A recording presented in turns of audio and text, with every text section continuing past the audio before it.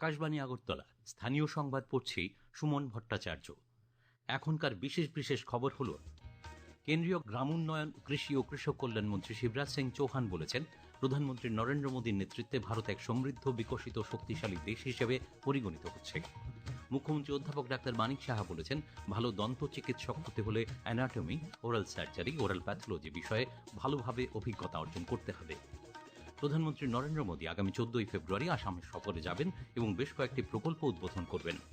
General পদ্মজাং স্মৃতি আমন্ত্রণমূলক football টুর্নামেন্টের আজকের খেলায় আসামের কোকরাঝাড় জেলায় গ্লোবাল এফসি দল জয়লাভ করেছে। এবারে বিস্তারিত সংবাদ। কেন্দ্রীয় গ্রাম উন্নয়ন, কৃষি ও কৃষক কল্যাণ মন্ত্রী শিবরাজ সিং চৌহান বলেছেন, প্রধানমন্ত্রী নরেন্দ্র মোদীর নেতৃত্বে ভারত এক সমৃদ্ধ, বিকশিত, শক্তিশালী দেশ হিসেবে পরিগণিত হচ্ছে। এই লক্ষ্যে গ্রামীণ জনগোষ্ঠীর জন্য নতুন ভিভিজি রামজি আইন এক গুরুত্বপূর্ণ পদক্ষেপ। আজ আগরতলার বিবেকানন্দ ময়দানে বিকশিত ভারত জি রামজি আইন 2025 প্রণয়ন উপলক্ষে জনপ্রতিনিধি সম্মেলন, বিভিন্ন গ্রামোন্নয়ন প্রকল্পের উদ্বোধন ও লাভার্থী সম্মাননা জ্ঞাপন অনুষ্ঠানে তিনি এই কথা বলেন। কেন্দ্রীয় মন্ত্রী অনুষ্ঠানে গ্রামোন্নয়নে বেশ কিছু প্রকল্পের উদ্বোধন করেন এবং লাভার্থী সম্মাননা প্রদান করেন। তাছাড়া গ্রামীণ এলাকায় প্রধানমন্ত্রী আবাস যোজনায় ঘর পাওয়া বেশ কিছু পরিবারের হাতে ঘরের চাবি এবং বিভিন্ন স্বসহায়ক গোষ্ঠীকে ব্যাংক ঋণপত্র তুলে দেন। কেন্দ্রীয় গ্রামোন্নয়ন, কৃষি ও কৃষক কল্যাণ মন্ত্রী বলেন, বিকশিত ভারত গ্যারান্টি ফর রোজগার অ্যান্ড আজীবিকা মিশন গ্রামীণ ভিভিজি রামজি আইন হল রোজগারের গ্যারান্টি। নতুন এই আইনে গ্রামীণ এলাকার জনগোষ্ঠীর জন্য 125 দিনের কাজের গ্যারান্টি দেওয়া হয়েছে। যদি কাজের সংস্থান না করা যায় তবে ভাতা নিশ্চিত করা হয়েছে। এই আইন গ্রামীণ এলাকার সব জনগোষ্ঠীর কল্যাণে আনা হয়েছে। এসসি, এসটি, মহিলা, কৃষক সবার স্বার্থের দিকে লক্ষ্য রেখে আনা এই আইন। প্রধানমন্ত্রী আবাস যোজনা গ্রামীণে ত্রিপুরা সারা দেশে উল্লেখযোগ্য সাফল্য অর্জন করেছে বলে উল্লেখ করে কেন্দ্রীয় মন্ত্রী বলেন, আবাস যোজনায় ত্রিপুরার 99% লক্ষ্যমাত্রা অর্জন করেছে। তাছাড়া প্রধানমন্ত্রী গ্রামীণ সড়ক যোজনা, রাষ্ট্রীয় কৃষি বিকাশ যোজনাতেও ত্রিপুরা উল্লেখযোগ্য সাফল্য অর্জন করেছে বলে তিনি উল্লেখ করেন। ग्रामीण विकास की योजनाओं में त्रिपुरा ने एक्सलेंट परफॉर्म किया है। यहाँ जो प्रधानमंत्री आवास योजना का लक्ष्य था, हमको 3,76,913 मकान बनाने थे, उनमें से स्वीकृत करके 3,73,828 पूरा किया, मतलब 99% से ज्यादा मकान कंप्लीट करने का चमत्कार किया। ये एकमात्र राज्य है त्रिपुरा जो ये कर पाया है। बहुत बधाई देता हूँ। रूरल रोड्स का मामला हो, प्रधानमंत्री ग्रामीण सड़क योजना, हमारा टारगेट है लखपति दीदी बनाने का। 1,08,000 लखपति दीदी बनाई जा चुकी है। उस टारगेट को भी आपने जो था उससे भी ज्यादा अचीव किया है। और हमारी बाकी योजनाओं में भी त्रिपुरा का परफॉर्मेंस बहुत बेहतर है। কেন্দ্রীয় মন্ত্রী চৌহান বলেন, রাজ্যের কৃষি ব্যবস্থার উন্নয়ন ও কৃষকদের আয় বাড়ানোর জন্য কি কি করা যেতে পারে, এখানকার মাটিতে আর কি চাষ হতে পারে, মাটির গুণাগুণ যাচাই ইত্যাদি খতিয়ে দেখতে কৃষি বিজ্ঞানী ও কৃষি বিশেষজ্ঞদের নিয়ে কেন্দ্রীয় সরকারের একটি টিম ত্রিপুরায় পাঠানো হবে। তারা তা খতিয়ে দেখে রিপোর্ট পেশ করবেন। মুখ্যমন্ত্রী অধ্যাপক ডাক্তার মানিক সাহা ভিভিজি রামজি নিয়ে দেশের বিরোধী দলগুলোর পক্ষ থেকে যে আপত্তি তোলার চেষ্টা হচ্ছে তার সমালোচনা করেন। তিনি এই আইনকে রোজগারের গ্যারান্টি ও গ্রামীণ এলাকায় পরিকাঠামো গড়ে তুলতে প্রযুক্তি নির্ভর এক গুরুত্বপূর্ণ পদক্ষেপ হিসেবে উল্লেখ করেন। অনুষ্ঠানে বক্তব্য রাখেন পঞ্চায়েত মন্ত্রী কিশোর বর্মন, রাজ্য সরকারের গ্রামোন্নয়ন দপ্তরের সচিব অভিষেক সিং। অনুষ্ঠানে উপস্থিত ছিলেন রাজ্য মন্ত্রিসভার সদস্য প্রণজিৎ সিংহ রায়, শান্তনা চাকমা, সুশান্ত চৌধুরী, টিঙ্কু রায়, সুধাংশু দাস, সাংসদ বিপ্লব কুমার দেব, বিধায়কগণ ও ত্রিস্তর পঞ্চায়েতের নির্বাচিত জনপ্রতিনিধিগণ। অনুষ্ঠানের পর মঞ্চেই কেন্দ্রীয় মন্ত্রী সাংবাদিক সম্মেলনে ভিভিজি রামজির আইনের উপকারিতা সম্পর্কে বিস্তারিত উল্লেখ করেন এবং ত্রিপুরায় গ্রামীণ এলাকার উন্নয়নে বিভিন্ন প্রকল্প বাস্তবায়নের সাফল্যের জন্য রাজ্য সরকারের ভূমিকার ভূয়সী প্রশংসা করেন। কেন্দ্রীয় মন্ত্রী আজ বিকেলে মাতাবাড়ির ত্রিপুরেশ্বরী মন্দিরে পুজো দিয়েছেন। সঙ্গে উপস্থিত ছিলেন উচ্চশিক্ষামন্ত্রী কিশোর বর্মন, শিল্প বাণিজ্য মন্ত্রী শান্তনা চাকমা। তিনি মাতাবাড়ির প্রসাদ প্রকল্পের মাধ্যমে সেজে ওঠা মন্দির চত্বর পরিদর্শন করেন। সংবাদ মাধ্যমকে তিনি বলেন, দেশবাসীর মঙ্গল ও সমৃদ্ধির কামনায় তিনি আজ মাতা ত্রিপুরা সুন্দরীর কাছে প্রার্থনা করেছেন। মুখ্যমন্ত্রী অধ্যাপক ডাক্তার মানিক সাহা বলেছেন, ভালো দন্ত চিকিৎসক হতে হলে anatomy, oral surgery, oral pathology বিষয়ে ভালোভাবে অভিজ্ঞতা অর্জন করতে হবে। তাছাড়া একটি ক্লিনিক্যাল আই থাকতে হবে। আজ আগরতলায় মুক্তধারা অডিটোরিয়ামে আগরতলা গভর্নমেন্ট ডেন্টাল কলেজ এবং আইজিএম হাসপাতালের উদ্যোগে 2023-24 এবং 2024-25 বর্ষের নবাগত ছাত্রছাত্রীদের নবীন বরণ উৎসব সিনার্জি 1.0 অনুষ্ঠানের উদ্বোধন করে তিনি কথা বলেন। বর্তমানে রাজ্য গভর্নমেন্ট ডেন্টাল কলেজে বিডিএস কোর্স করার 63টি আসন রয়েছে।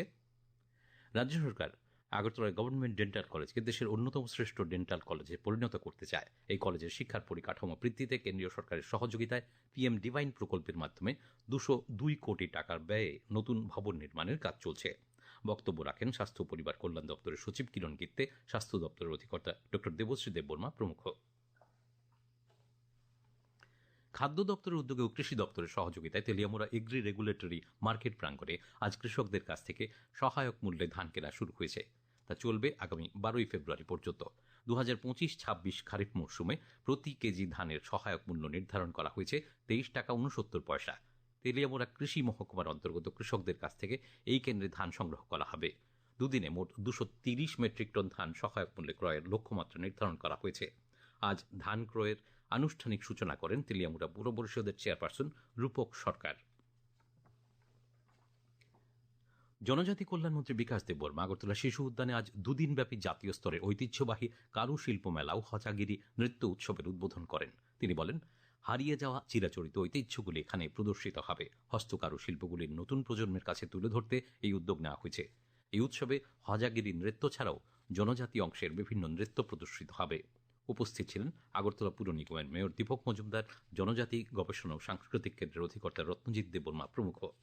বিজেপি প্রদেশ সভাপতি রাজীব ভট্টাচার্য আজ নতুন দিল্লিতে দলের সর্বভারতীয় সভাপতি নীতিন নবীনের সঙ্গে এক সৌজন্যমূলক সাক্ষাৎকারে মিলিত হন। সাক্ষাৎকালে উভয়ের মধ্যে রাজ্যের বর্তমান সাংগঠনিক পরিস্থিতি ও আগামী দিনের কর্ম পরিকল্পনা নিয়ে আলোচনা হয়। এই খবর শুনছেন আকাশবাণীর আগরতলা কেন্দ্র থেকে। প্রধানমন্ত্রী নরেন্দ্র মোদী আগামী 14 ফেব্রুয়ারি আসাম সফরে যাবেন এবং বেশ কয়েকটি প্রকল্প উদ্বোধন করবেন।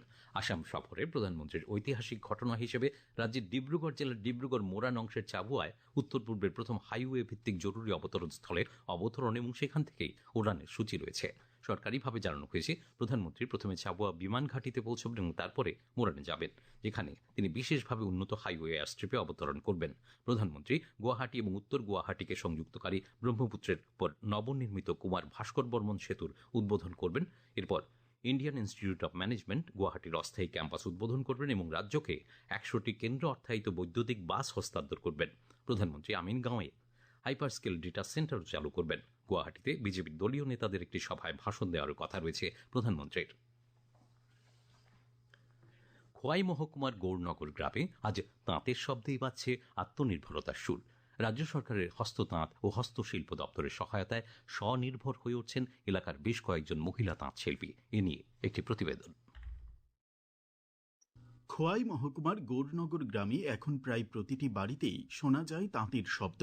রাজ্য সরকারের হস্ততাঁত ও হস্তশিল্প দপ্তরের উদ্যোগে গ্রামের 46 জন মহিলাকে তাঁত শিল্পের উপর প্রশিক্ষণ দেওয়া হয় এবং প্রত্যেককে একটি করে হস্ততাঁত মেশিন প্রদান করা হয়। এর ফলে তারা বাড়িতে বসেই রিগনাই, রেশা, শাড়ি, চাদর সহ বিভিন্ন ঐতিহ্যবাহী বস্ত্র উৎপাদন করছেন। তৈরি করা বস্ত্র স্থানীয় বাজারে বিক্রি করে তারা নিয়মিত আয় করছেন। এই আয়ে পরিবার চালানোর পাশাপাশি ছেলে মেয়েদের লেখাপড়ার খরচও বহন করছেন তারা। এক মহিলা তাঁতশিল্পী বলেন, আগে সংসারে আর্থিক টানাপোড়েন থাকলেও এখন তারা নিজের আয়ে সংসারে গুরুত্বপূর্ণ ভূমিকা রাখতে পারছেন। সরকারি সহায়তা তাদের বিশ্বাস বাড়িয়েছে এবং নতুনভাবে স্বপ্ন দেখার সুযোগ করে দিয়েছে। আমার নাম বিনোদা সিনহা। আমার বাড়ি খোয়াইগড়নগর। আমি মিলন দন্তবাই সমবায় সমিতি থেকে একটা ট্রেনিং পাওয়া গেছি। ওই ট্রেনিং থেকে আমি এই তাঁতি পাওয়া গেছি। তাঁতি পাওয়ার পরে পাঁচটা চাদর, রিকুটু, রিগেনাই এইসব কিছু বানাই। এটা বানানোর পরে আমি বাজারে বিক্রি করি। এই ট্রেনিং টি পাওয়ার পরে আমি নিজে একটু স্বাবলম্বী ভাবে ভাবতেছি। সরকার থেকে যতটুকু সাহায্য পেয়েছি, এই জন্য সরকারকে অনেক অনেক ধন্যবাদ।